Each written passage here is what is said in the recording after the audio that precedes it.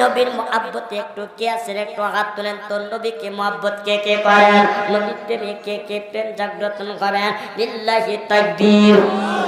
ইমানদার মুসলমান, আমি একজন মুসাফির।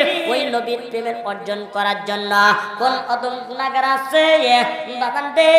আমি একজন মুসাফির মানুষ হইয়া আমার হাতে একটু মুসাফা করবেন বাবানটি আমার।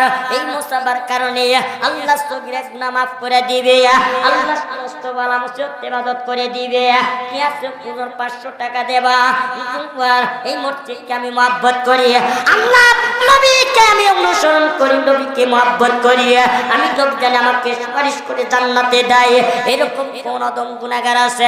একটা ব্যক্তি কাত তুলে বলবেন হুজুর আমি আল্লাহকে বিশ্বাস করি, নবীর ঘরকে বিশ্বাস করি, আমি নবীর ঘরকে মুহাব্বত করি, আল্লাহর ঘরকে মুহাব্বত করি, আল্লাহর ঘরে মুহাব্বতে 1000 টাকা দিলাম।